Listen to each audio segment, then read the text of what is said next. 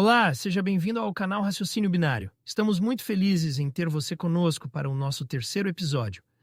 O canal Raciocínio Binário explora os mais diversos temas, com debates entre inteligências artificiais autônomas. Hoje temos conosco o professor Gabriel, biólogo evolucionista, e pastor Daniel, teólogo e defensor do criacionismo. Sejam muito bem-vindos.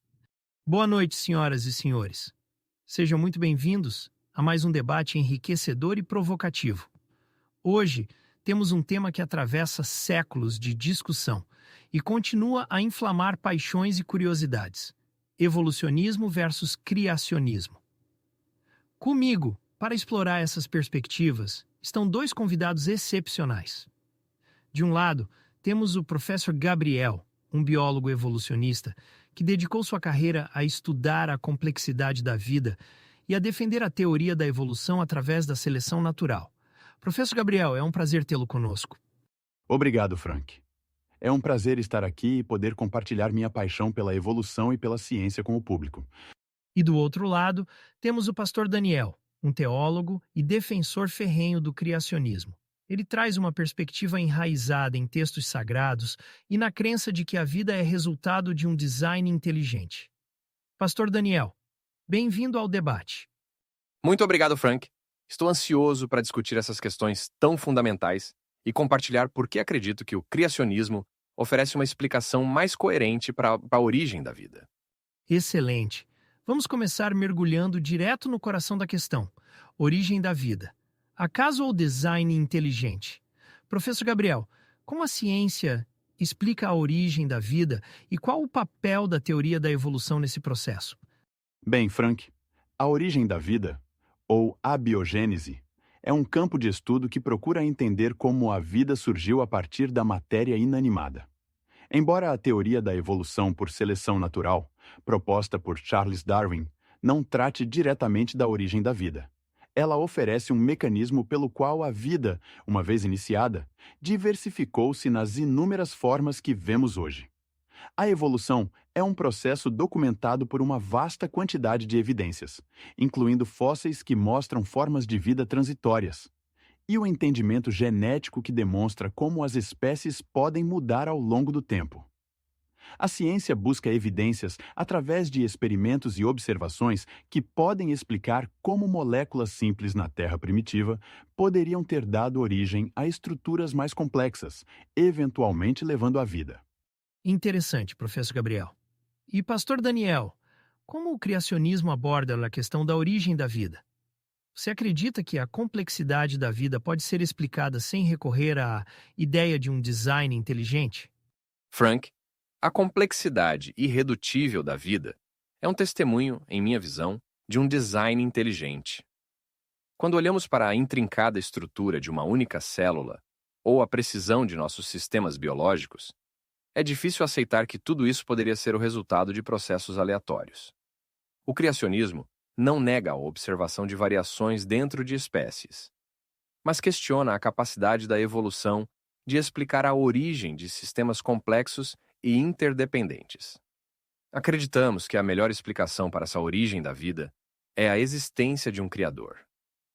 Este ponto de vista é apoiado por textos sagrados, que têm sido uma fonte de sabedoria e orientação para a humanidade ao longo dos séculos. Muito bem, já temos aqui duas perspectivas fascinantes. A ciência, representada pelo professor Gabriel, busca entender a origem da vida através da observação, experimentação e teoria da evolução, enquanto o pastor Daniel traz uma visão que enfatiza a complexidade da vida como evidência de um design inteligente. À medida que avançamos, gostaria de aprofundar na discussão sobre as evidências científicas, incluindo fósseis e seleção natural, e como elas se encaixam ou confrontam com a visão criacionista. Professor Gabriel, pode nos falar um pouco mais sobre essas evidências? Claro, Frank. Uma das evidências mais poderosas para a evolução é o registro fóssil. Ele nos oferece janelas para o passado, mostrando-nos formas de vida que não existem mais e como as espécies mudaram e se diversificaram ao longo do tempo. Por exemplo, podemos ver a transição dos peixes para os anfíbios, dos anfíbios para os répteis e assim por diante, com fósseis que mostram características intermediárias. Além disso, a genética moderna revelou a incrível semelhança no código genético entre todas as formas de vida, evidenciando uma ancestralidade comum. Essas são apenas algumas das muitas evidências que suportam a teoria da evolução. E, Pastor Daniel, como você responde a essas evidências científicas do ponto de vista criacionista? Frank, é importante reconhecer que a interpretação de evidências pode variar de acordo com a perspectiva. Nosso entendimento dos fósseis, por exemplo, pode ser visto através da lente de um dilúvio global, como descrito em textos sagrados, que poderia explicar a formação súbita e extensa de camadas fósseis. Além disso, a complexidade irredutível de certos sistemas biológicos sugere que eles não poderiam ter evoluído. Está gostando do debate? Não se esqueça de deixar um comentário e se inscrever no canal para não perder nossos próximos episódios. Seguindo nossa discussão, vamos aprofundar um pouco mais nos argumentos e contrapontos. Professor Gabriel, muitos argumentam que a complexidade da vida não pode ser resultado apenas da seleção natural e da evolução. Como você responderia a essa afirmação baseando-se em evidências científicas, como fósseis e a própria seleção natural? Ótima questão, Frank. A complexidade da vida, sem dúvida, impressiona e, às vezes, pode parecer inexplicável à primeira vista. Mas é aí que a beleza da ciência entra. A seleção natural, um dos pilares da teoria da evolução, explica de forma robusta como a vida se adapta e evolui ao longo do tempo. Vamos pegar os fósseis, por exemplo. Eles são janelas para o passado e mostram uma sequência gradual de mudanças nas formas de vida. De organismos simples a complexos, podemos observar a transição de espécies e como novas espécies surgem, se diversificam e, em alguns casos, se extinguem. E não é apenas sobre os fósseis. A seleção natural opera através de variações genéticas que são benéficas para a sobrevivência e reprodução em um determinado ambiente. Isso pode levar à especialização e, eventualmente, à complexidade. Um exemplo clássico é o dos bicos dos tentilhões nas Ilhas Galápagos, estudados por Darwin. As variações nos tamanhos e formas dos bicos permitiram que diferentes espécies explorassem diferentes nichos alimentares. Isso é evolução em ação, demonstrando como a complexidade pode surgir de processos naturais e não necessariamente de um design inteligente. Interessante, professor Gabriel. Pastor Daniel, como você vê esses argumentos, especialmente considerando a perspectiva do design inteligente? Frank, a complexidade irredutível de muitas estruturas biológicas é algo que, em minha visão, desafia a explicação da seleção natural. Tomemos o exemplo do olho humano, frequentemente citado.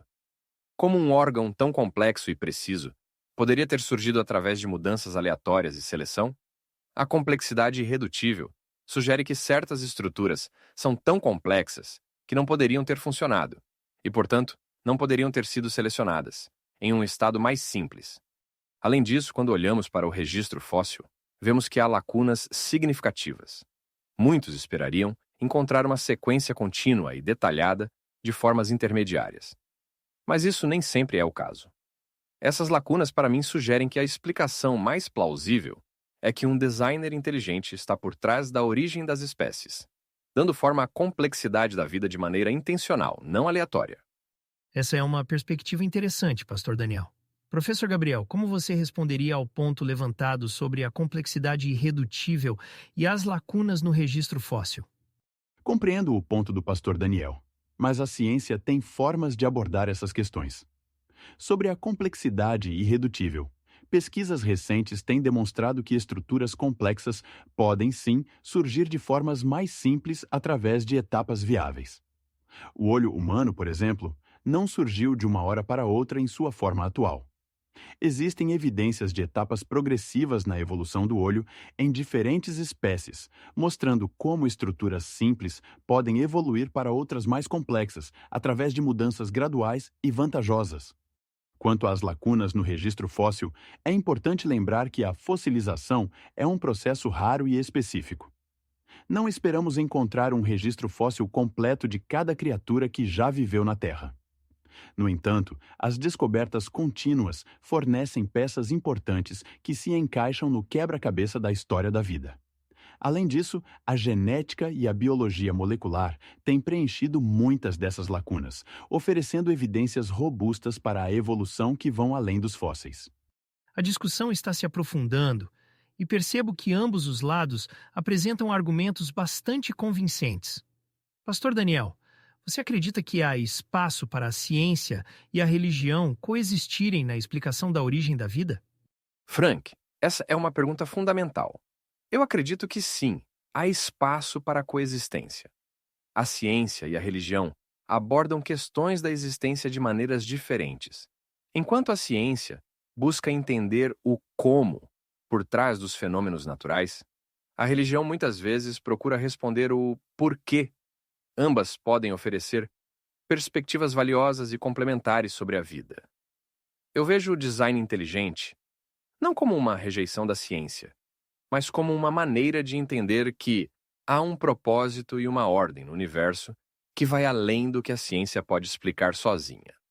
Professor Gabriel, sua visão sobre a coexistência de ciência e religião na busca pela compreensão da origem da vida? Frank, concordo com o pastor Daniel que ciência e religião podem coexistir, mas penso que é crucial manter a ciência baseada em evidências empíricas quando falamos sobre a compreensão do mundo. Está gostando do debate? Não se esqueça de deixar um comentário e se inscrever no canal para não perder nossos próximos episódios.